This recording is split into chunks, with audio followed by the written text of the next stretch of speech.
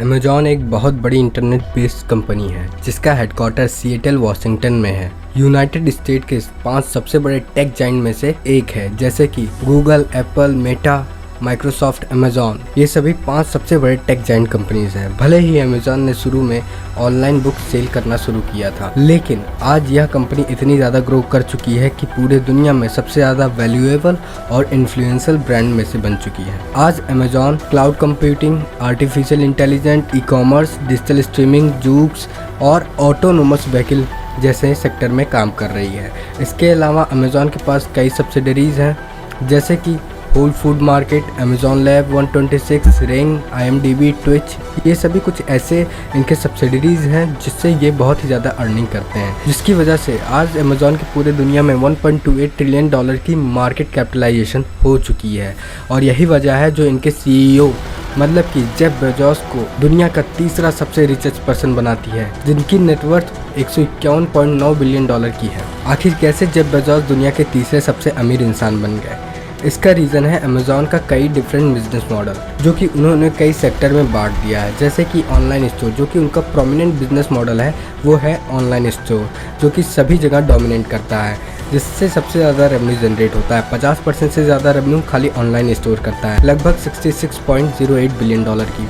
Third party seller 30.32 billion की। Subscription service 8.12 billion की। Amazon web service 17.78 billion की। Physical store 4.6 billion की। Advertising service 9.72 billion और other services से वो $710 मिलियन का रेवेन्यू जनरेट करते हैं। तो इससे आप ये अंदाज़ा लगा सकते हैं कि अमेज़ॉन के पास कई बिजनेसेस मॉडल हैं, जिसकी वजह से वो बहुत ही ज़्यादा रेवेन्यू जनरेट करता है। और इन्हीं सभी बिजनेसेस की वजह से आज अमेज़ॉन पूरे दुनिया भर में टॉप 5 टेक कंपनीज में से एक है, जिनकी मार्केट कैपिटलाइजेशन वैल्यू $1.28 ट्रिलियन की है। तो अब ये बात आती है कि अमेज़ॉन इतनी बड़ी कंपनी बनी कैसे। इसको जानने के लिए आपको सबसे पहले अमेज़ॉन के हिस्ट्री को जानना होगा। तो अमेज़ॉन की कहानी शुरू होती है 5 जुलाई 1994 में, जब बेजोस ने बेलव्यू वाशिंगटन के गैराज में अमेज़ॉन की स्थापना की थी।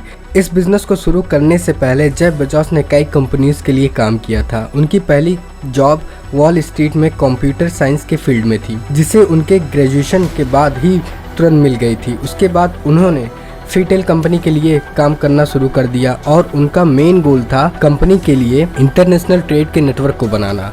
फिर बाद में जब बेजोस ने बैंकर ट्रस्ट के वाइस प्रेसिडेंट बन गए और अंत में उन्होंने कंप्यूटर साइंस के फील्ड में DE Shaw कॉर्पोरेशन के लिए काम किया और फिर उन्होंने अपनी जॉब ही छोड़ दी। फिर जाके 1994 में जेफ बेजोस ने इंटरनेट गोल्ड रश में पार्टिसिपेट करने के लिए डिसाइड किया और उस दौरान जेफ ने ऑडियंस के सामने इंटरनेट पर बुक सेल करने का आइडिया रखा। और इस इवेंट के बाद जेफ ने अपनी वाइफ के साथ न्यूयॉर्क से सिएटल जा रहे थे, तभी उन्होंने अमेज़ॉन बिजनेस प्लान के बारे में उस रास्ते के दौरान लिखा। फिर 5 जुलाई 1994 में उन्होंने अपने गैराज से एक कंपनी को खोला जिसका नाम कडाबरा रखा, लेकिन बाद में जेफ ने किसी लॉयर को उनकी कंपनी का नाम मिस प्रोनाउंस करते हुए सुना और उस समय जेफ ने यह रियलाइज़ किया कि इसका कंपनी का नाम बदलकर कडाबरा से Amazon.com कर दिया जाए, क्योंकि अमेज़ॉन दुनिया की सबसे बड़ी नदियों में से एक है और हम एक दुनिया की सबसे बड़ी बुक स्टोर बनाने वाले हैं। इस सोच के साथ उन्होंने अपनी कंपनी का नाम Amazon.com रखा। फिर जाकर अमेज़ॉन ने अपनी नाम को डिसाइड किया। उसके बाद अमेज़ॉन ने अपनी पहली वेबसाइट बनाई, जो कि ज़्यादा सुंदर नहीं थी, लेकिन उसमें जो टेक्स्ट थे वो बोल्ड थे और जो बुक्स की पब्लिकेशन और अदर इन्फॉर्मेशन थी वो ज़्यादा मेंशन नहीं थी। लेकिन इस बात से टॉम एल्बर्ग, जो कि मडरोना वेंचर ग्रुप के एक मेंबर थे, उनको इस बात से कोई भी फ़र्क नहीं पड़ता था।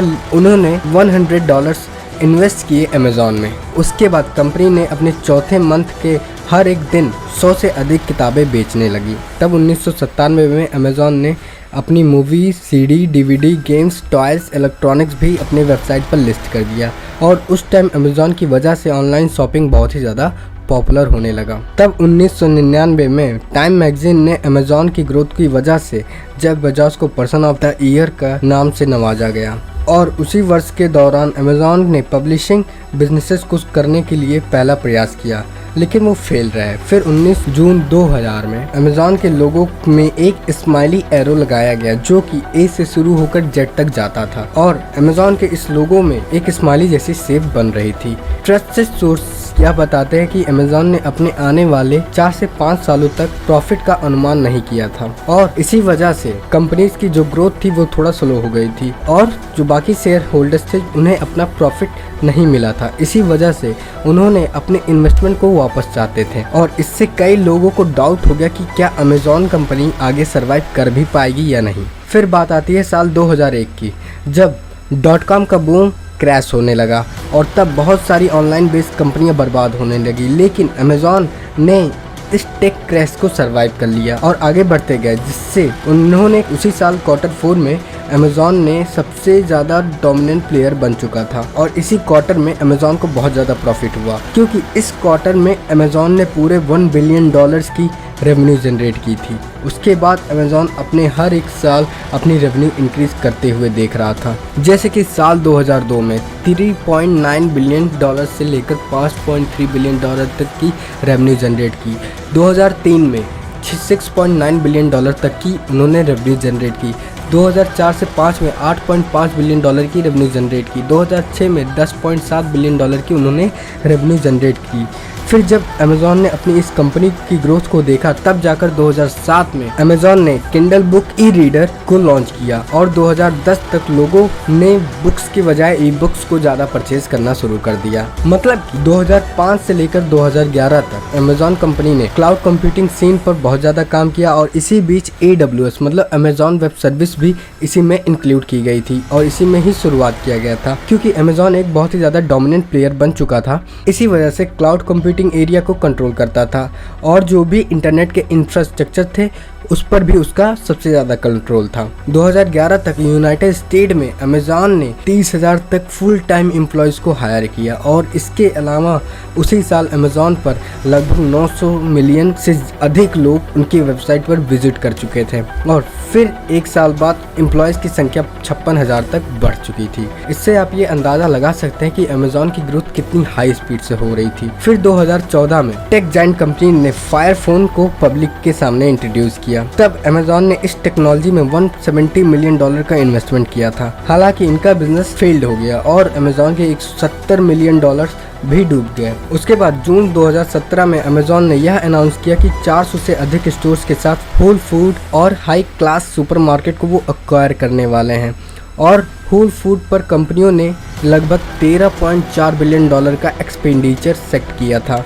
मीडिया एक्सपर्ट ने यह कह रहे थे कि अगर अमेज़न होल फूड को एक्वायर कर लिया तो यह उनका फिजिकल स्टोर पर भी पकड़ हो जाएगा और वॉलमार्ट के लिए ये काफ़ी बड़ा चैलेंज साबित होने वाला था। फिर 23 अगस्त 2017 में federal trade commission whole food share holders ने इस बिजनेस डील को अप्रूवल दे दी। यह होल फूड को एक्वायर करने के बाद अमेज़न ने पब्लिक के सामने सेकंड हेडक्वार्टर के लिए अनाउंसमेंट कर दिया क्योंकि अमेज़न चाहते थे कि उनका जो हेडक्वार्टर हो वो ऐसी जगह हो जहाँ पे पॉपुलेशन ज़्यादा हो और उनके प्रोडक्ट्स की डिमांड ज़्यादा हो। इतना सब कुछ सोचने के बाद अमेज़न ने नवंबर 2018 में लॉन्ग आइलैंड सिटी न्यूयॉर्क में ओपन करने की अनाउंसमेंट कर दी। तो इससे आप ये अंदाज़ा लगा सकते हैं कि अमेज़न हर एक साल कितना ही ज़्यादा ग्रो कर रहे थे। इस हिस्ट्री के साथ यह साफ हो जाता है कि जेफ बेजोस एक सक्सेसफुल ऑनलाइन बुक स्टोर और एक ऑनलाइन बिजनेस कम्युनिटी को बनाने में एकदम सफल रहे हैं और आज भी अमेज़न अपनी इन्वेंशन की वजह से आगे बढ़ता जा रहा है, पूरे दुनिया में अपनी सर्विसेज को प्रोवाइड कर रही है और यही वजह है जो अमेज़न को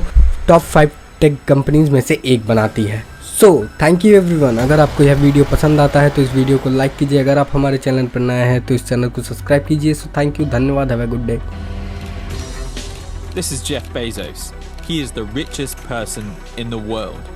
Back in 2017, he became the world's first centibillionaire. That's a net worth of $100 billion US. And having made tens of billions during the coronavirus pandemic, that figure's now a whole lot more. How is that even possible? His fortune came from founding Amazon, which he's still the boss of. That's not to mention his other ventures, from the Washington Post to Amazon-owned Whole Foods to space exploration company Blue Origin. The list goes on.